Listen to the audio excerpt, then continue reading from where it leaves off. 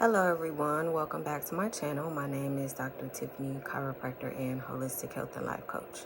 Today I would like to talk to you about the media, specifically in terms of the narrative that they are pushing with this extreme state of fear. If you watch the news for, let's say, longer than 5 or 10 minutes, you know that it is just constant negative information, and it kind of starts to induce a state of anxiety in just about anyone, right?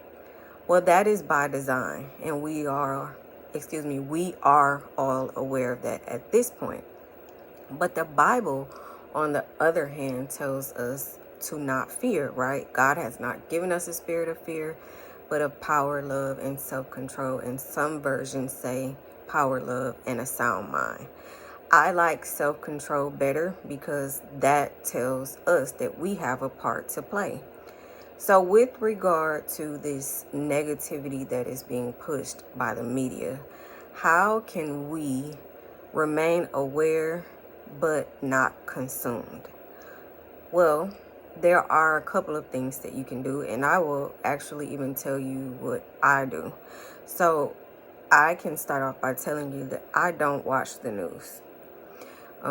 If I want to become aware of what is going on, current events, or anything and everything in between, then I can just simply go on Yahoo or whichever source you like to use for news and to help you stay current.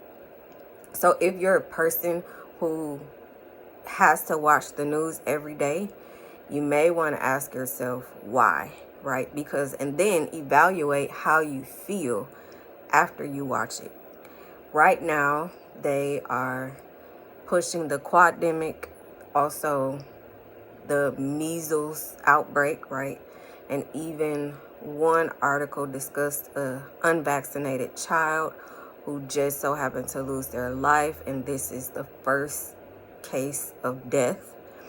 And of course, our condolences go to that family, but how ironic that this child would be unvaccinated and then the life of the child is cut short. I'm sure that there are other cases, minor, major, severe, or what have you. And those you won't see on the news. Why? Because they want to perpetuate this narrative of get vaccinated. This is what can happen if you don't, right? And also just instill that state of fear in children, right? So then the kids are, oh, I don't want to go to school because what if we have a measles outbreak? Maybe the teacher may have brought it up in school. Some people are now wearing masks again.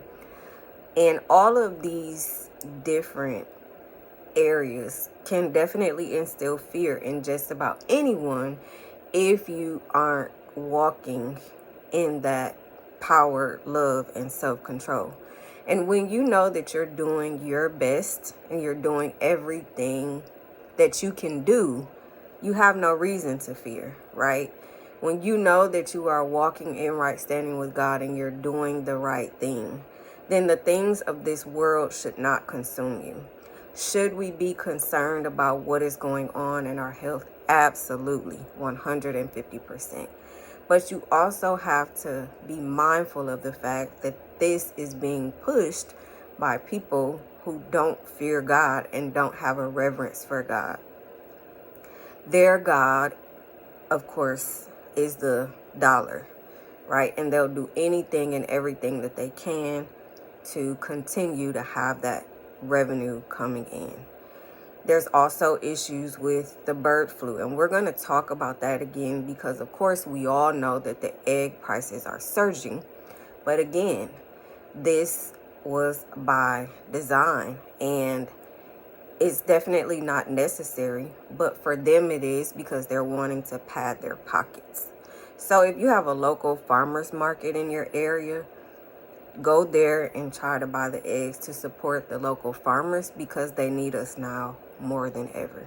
You also have to trust that when you're doing what you're supposed to do, all of your needs will be met. You will remain in good health. And whatever God allows you to walk through, you will come out on the other side victorious, right?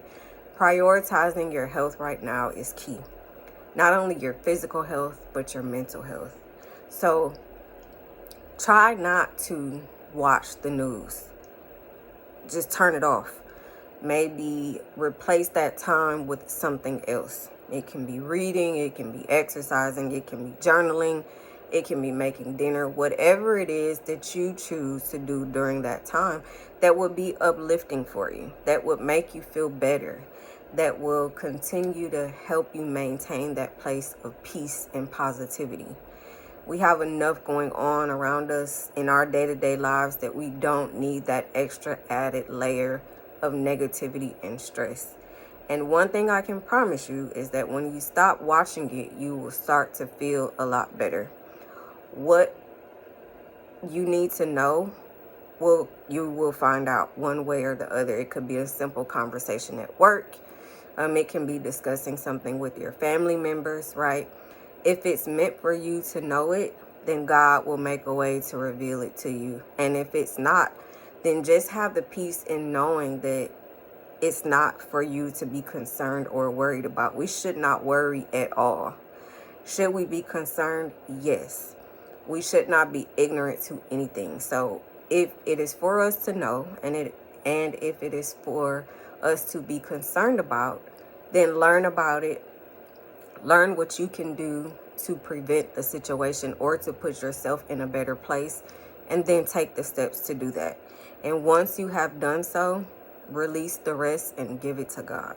But please, for the sake of your mental health and well-being and your family, friends, and loved ones, turn the TV, or excuse me, not the TV, turn the news off. Just simply stop watching it. There's way too much going on, and when you allow it to consume you, it affects your psyche, which will affect you overall, and that is not a place that you want to live in on a day-to-day basis, okay? So stay positive. Before you stay positive, stay prayerful, stay positive, and work to maintain your place of peace. And if it's something that you don't want to hear about, you have every right to say, that's not something that I would like to discuss right now. And if they want to continue the conversation, you have a right to walk away. Protecting your peace is priority. You have to make sure that you're healthy and everyone else around you is healthy as well. Until next time, heal holistically, and I look forward to speaking with you soon. Bye.